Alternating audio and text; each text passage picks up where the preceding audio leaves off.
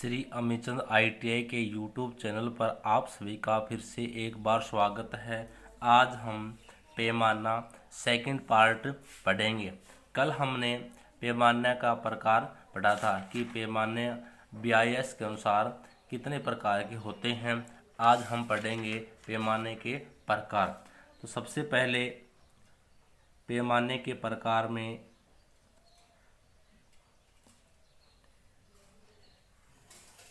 पैमाने के प्रकार पैमाने के प्रकार होते हैं, वो 5 प्रकार के होते हैं। सबसे पहला होता है साधारण पैमाना।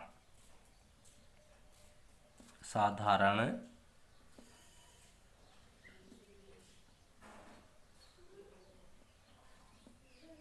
पैमाना। 2 नंबर का होता है विकीर्ण पैमाना। विकीर्ण पैमाना। 3 नंबर का होता है वर्नियर पैमाना।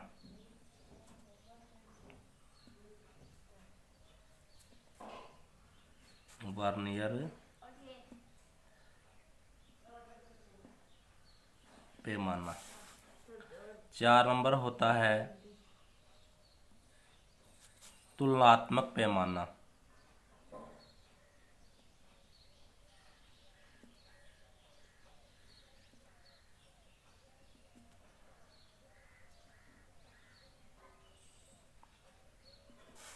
और 5 नंबर होता है जीवा पैमाना। जीवा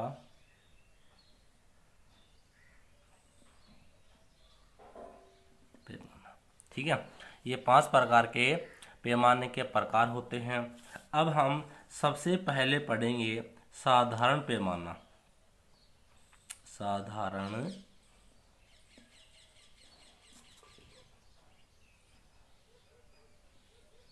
पैमाना पढ़ेंगे।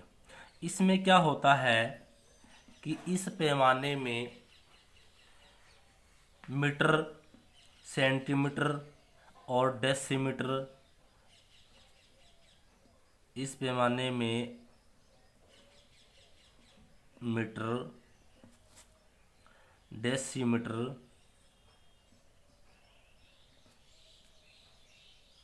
डेसीमीटर,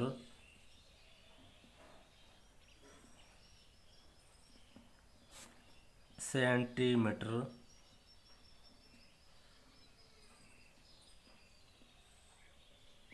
व mm आदि में माप दर्शाई जाती है। आदि में माप दर्शाने के लिए हम इसका प्रयोग करते हैं। इसमें 2 इकाइयाँ होती हैं, या तो मीटर डेसीमीटर होगा, या डेसीमीटर सेंटीमीटर होगा, या सेंटीमीटर mm होगा। यानी कि 2 इकाइयों में माप दर्शाया जाएगा। इसके बाद में आप जैसे कि कोई भी क्वेश्चन आता है, मान लीजिए कि मैं क्वेश्चन लिख रहा हूँ। क्वेश्चन है उदाहरण के तौर पर कि एक साधारण पैमाना, ऐसा क्वेश्चन आएगा। एक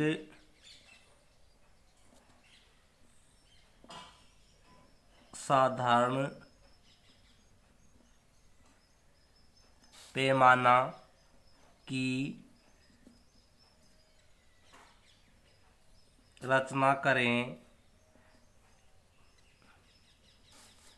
जो अधिक से अधिक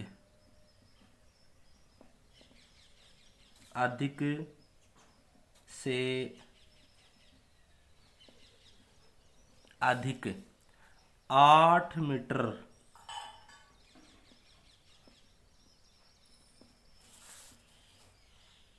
नापे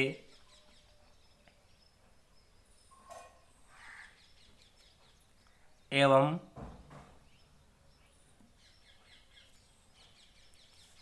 इस पैमाने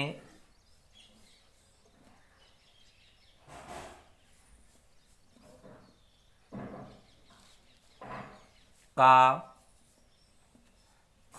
2 सेंटीमीटर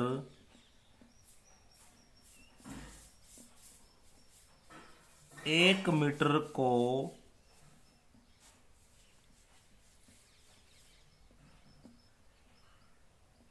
प्रदर्शित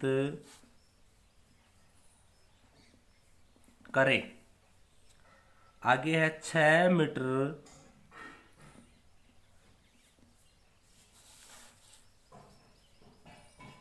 आठ डेसीमीटर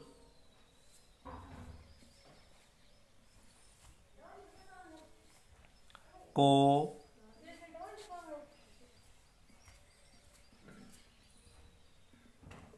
पैमाने पर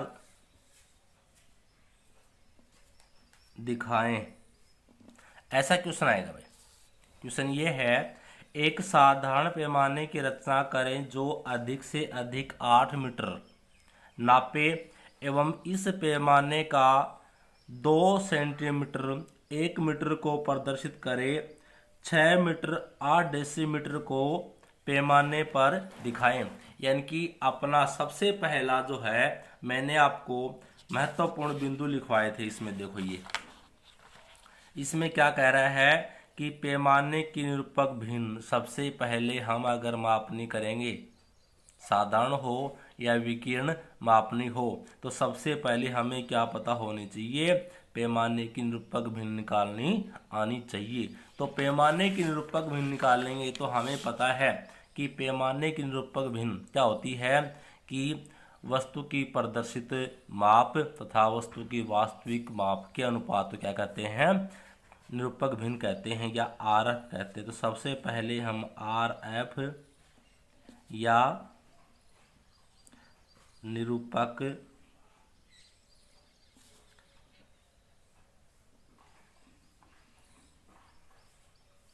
भिन्न निकालेंगे। ठीक है, तो आर एफ या निरूपक भिन्न हम अगर निकालेंगे तो क्या है, वस्तु पर प्रदर्शित माप तो है, यहाँ देखो, इस पैमाने का 2 सेंटीमीटर 1 मीटर को प्रदर्शित करे। तो वस्तु की प्रदर्शित माप क्या है, ड्राइंग पर प्रदर्शित माप क्या है, 2 सेंटीमीटर है। तो हमने नीचे लिख लिया 2 सेंटीमीटर। ठीक है, यानी कि वस्तु पर प्रदर्शित माप 2 सेंटीमीटर है, जो कि हमने लिख लिया। उसके बाद में है वस्तु की वास्तविक माप क्या दे रखी है, इसमें देखो 1 मीटर दे रखी है, तो यहाँ लिख लेंगे 1 मीटर।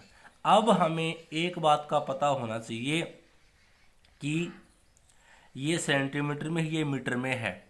अब ये सेंटीमीटर में, तो इसको भी हमने सेंटीमीटर बनाना है। अब हमें पता है कि 1 मीटर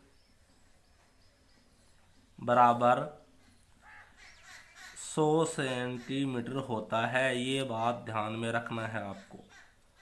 ठीक है, 1 मीटर बराबर 100 सेंटीमीटर होता है, ये बात ध्यान रखना है। तो बस 1 मीटर को किससे गुणा कर दूंगा, 100 से गुणा कर दूंगा, तो ये होगा 100 सेंटीमीटर। अब इसको मैं सोल्व करूंगा तो 5 2 एकम 2 50, तो ये आ गया 1/50, या हम 1:50 भी लिख सकते हैं। ये हमारा आ गया आर एफ। मैं यहाँ लिख देता हूँ आर एफ बराबर 1/50। ठीक है, देखो ये तो हो गया, 1 नंबर पॉइंट हो गया। अब 2 नंबर पॉइंट क्या है, माप की इकाई। माप की इकाई, तो माप की इकाई हमने किस में कर ली, सेंटीमीटर में कर ली। ठीक है, क्योंकि मीटर को हमने किस में चेंज किया था, सेंटीमीटर में किया था, वो भी कर दिया। अब 2 नंबर है, पैमाने द्वारा दर्शाई जाने वाली अधिकतम लंबाई क्या है। अब देखो इसमें लिखा हुआ है, जो अधिक से अधिक 8 मीटर नापे। कितना, जो अधिक से अधिक 8 मीटर नापे, तो पैमाने की अधिकतम लंबाई क्या हो गई, 8 मीटर हो गई। तो मैं यहाँ लिख देता हूँ, दूसरा पॉइंट भी हमें प्राप्त हो गया। पैमाने की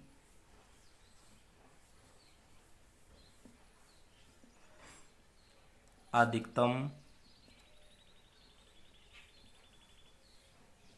लंबाई कितनी है, 8 मीटर। 3 पॉइंट हमें प्राप्त हो गए। अब देखो दूसरा क्या है, पैमाने की न्यूनतम लंबाई या ड्राइंग पर वस्तु की लंबाई या ड्राइंग पर वस्तु की लंबाई। ठीक है, तो क्या है, आरएफ को हम पैमाने द्वारा दर्शाई जाने वाली अधिकतम लंबाई से गुना करेंगे। चौथा पॉइंट हमें क्या निकालना है, स्केल की लंबाई, स्केल की, ये तो 1 नंबर पॉइंट निकाल लिया, माप हो गई, ये 3 नंबर पॉइंट निकाल लिया, 8 और ये 4 नंबर पॉइंट निकालना है, स्केल की लंबाई, स्केल की न्यूनतम लंबाई निकालते हैं। ठीक है, अब हमें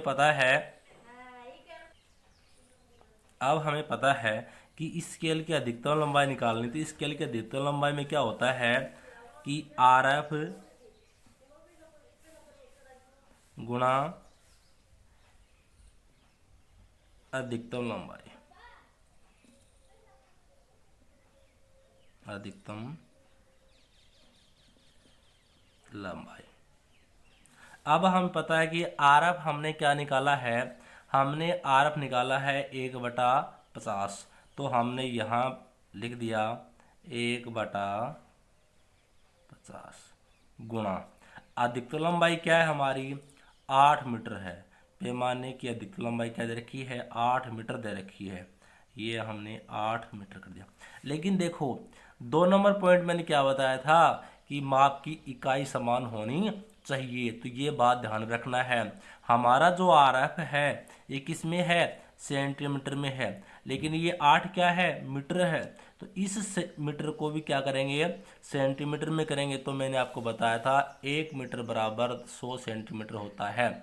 ठीक है, तो इसे किससे गुणा कर दूंगा, 100 से गुणा कर दूंगा, तो ये क्या हो गया, सेंटीमीटर हो गया। अब मैं इसकी अधिक स्केल की लंबाई निकाल सकता हूँ, 50 दूनी 100, 2 पर हो गया, तो ये हो गया 1, 8 और 2, तो 8 दूनी 16, ये हमारे पास 16 सेंटीमीटर आ गई।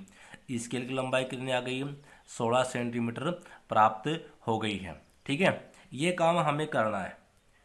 इसके बाद में हमें इसकी रचना करनी है।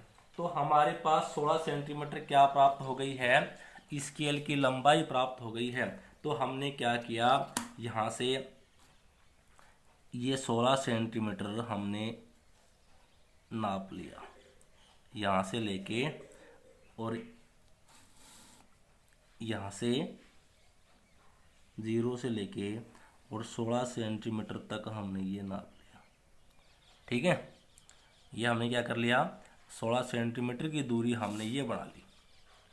उसके बाद में हमें क्या करना है, हमें पता है कि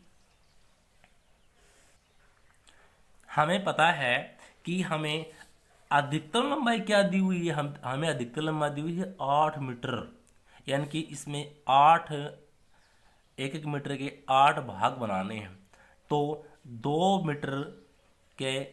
2 सेंटीमीटर का एक भाग बन जाएगा। तो हमने क्या किया, ये रखा, ये रखने के बाद में 1 और ये 2 सेंटीमीटर हो गया। उसके बाद में ये 2 सेंटीमीटर, ये 2 सेंटीमीटर, ये 2 सेंटीमीटर, ये 2 सेंटीमीटर, ये 2 सेंटीमीटर, ये 2 सेंटीमीटर और ये 2 सेंटीमीटर। ठीक है, यानी कि ये क्या बना लिया हमने, निशान बना लिए। अब हम सुंदरता के लिए इसको थोड़ा सा ऊपर की तरफ बढ़ा देते हैं, इस प्रकार से थोड़ा थोड़ा ऊपर की तरफ बढ़ा देते हैं। ये कर दिया हमने,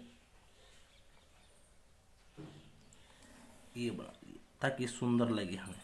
ठीक है, अब हमें ये मिला दिया, ये मिला दिया, ये मिला दिया, उसके बाद में ये मिला दिया, उसके बाद में ये मिला दिया, उसके बाद में ये मिला दिया, उसके बाद में ये मिला दिया। ठीक है, अब हम ये 8 भाग बन गए हमारे पास। देखिए 1 2 3 4 5 6 7 8। अब हम इसका नामकरण करेंगे। तो पहला वाला जो भाग है इसको हम छोड़ देंगे, ठीक है। तो मैंने यहाँ लगा दिया 0 और ये 1 नाम दे दिया, ये 2, ये 3, ये 4, ये 5, ये 6 और ये 7, ये 8 हो गया। यानी कि पहले वाले को छोड़ना है, क्योंकि पहले वाला जो भाग होता है इसका हमें उपभाग बनाना है। मैंने आपको बताया था कि माप हमेशा मीटर, डेसीमीटर, सेंटीमीटर, इन पूछता है। तो इसमें माप हमें किसमें पूछी है? मीटर और डेसीमीटर में पूछी है। देखो ये 8 मीटर 6 डेसीमीटर 8 सेंटीमीटर पूछी है। तो हमें पता है कि ये जो भाग हैं ये वास्तव में क्या है, 1 भाग बराबर 1 मीटर है, लेकिन ड्राइंग शीट पर क्या है, 2 सेंटीमीटर है, ठीक है। अब हमें पता है कि इसमें 1 मीटर बराबर 10 डेसीमीटर होता है। ये भी चीज़ याद रखनी है। 1 मीटर बराबर कितना होता है? 10 डेसीमीटर होता है। तो हम इसके 10 बराबर भाग बना सकते हैं, क्योंकि ये क्या है, वास्तव में 1 मीटर है, लेकिन ड्राइंग शीट पर 2 सेंटीमीटर है। इसके हम 10 बराबर भाग बनाएंगे तो एक भाग वास्तव में 1 भाग 1 डेसीमीटर प्राप्त होगा। तो ये 2 सेंटीमीटर यानी कि 20 mm का भाग है। इसके 10 भाग बनाएंगे तो 1 भाग है ड्राइंग शीट पर 2 mm का बनेगा। तो 1 भाग 2 mm का बनेगा। यहाँ से हम क्या करते हैं, 1 भाग को 2 mm पर बढ़ा लेते हैं। ये है ड्राइंग शीट की माप। ये 1 और 2, 1 और 2, 1 और 2, 1 और 2, 1 और 2। इस प्रकार से हम क्या बना लेते हैं, माप बना लेते हैं। ये हमने 10 भाग बराबर कर दिए।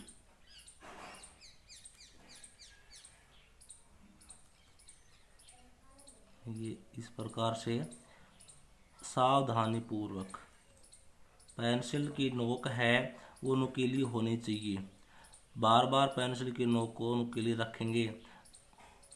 पेंसिल की नोक नुकीली होगी तो हमें गलती होने की संभावना नहीं होगी, ठीक है। ये जो अपना भाग था पहले वाला, बाईं तरफ जो भाग हमने छोड़ा था उसके 10 भाग बना लिए, क्योंकि हमें क्या पूछा है, एक तो मीटर में पूछ लिया और एक डेसीमीटर में पूछ लिया। अब हमें ये पता है कि 1 मीटर बराबर 10 डेसीमीटर होते हैं। तो ये ड्राइंग शीट पर तो वैसे तो 2 सेंटीमीटर है, लेकिन वास्तव में 1 मीटर का भाग है और हमें 1 मीटर को 10 बराबर बांट दिया। तो ये भाग कितने हो गए, 10 बराबर भाग 1 भाग बराबर 10, 1 बराबर भाग बराबर 1 डेसीमीटर प्राप्त हो गया। अब हमें क्या करना है, यहाँ से हमने 30 डिग्री पर ये कोण बना देंगे। तो हमने यहाँ से ये 30 डिग्री पर ये कोण बना दिया इस प्रकार से। अब हम क्या करेंगे, इस 0 को इससे मिलाएंगे, इस 0 को मिला दिया, फिर इसको मिला दिया, इसको मिला दिया, इसको मिला दिया, इसको मिला दिया। इस प्रकार से प्रत्येक भाग को हम क्या कर देंगे, मिला देंगे।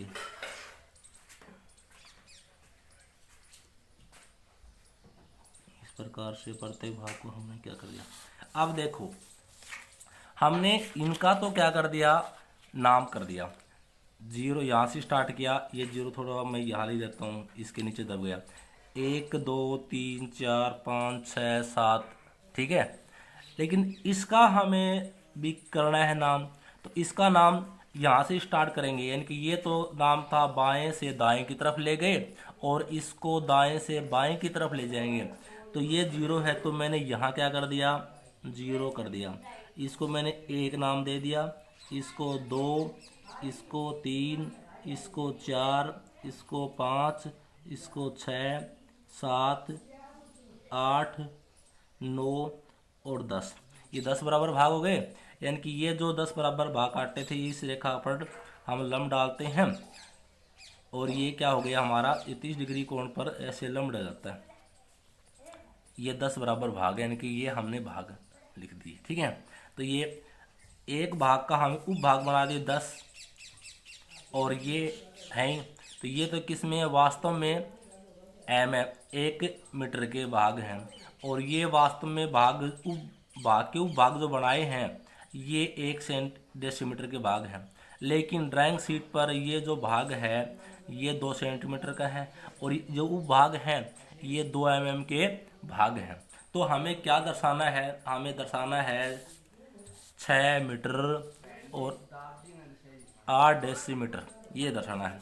तो 6 पूरे पूरे मीटर कौन कौन से गए, 1 ये, 2, 3, 4, 5, 6, यानी कि 6 पूरे पूरे मीटर।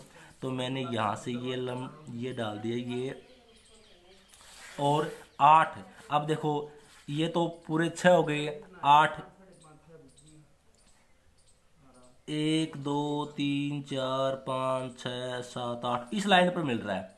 ये लाइन है तो इस लाइन पर भी क्या कर लेंगे हम, ऊपर की तरफ ये बना लिया। ठीक है, अब हमने इस लाइन पर, ये लाइन हो गई, ये पूरी क्या हो गई 6 मीटर और 8 डेसीमीटर की ये लाइन हो गई, ये हमने दर्शा दी है। यहाँ लिख देंगे 6 मीटर और 8 डेसीमीटर। ठीक है, इस प्रकार से हमें क्या करना है, एक साधारण पैमाने का निर्माण करना है। ये होता है साधारण पैमाना। अगर ये वीडियो आपको अच्छा लगा तो शेयर, सब्सक्राइब और लाइक ज़रूर कीजिए। अगले वीडियो में हम आपको विकीर्ण पैमाने के बारे में बताएंगे। धन्यवाद।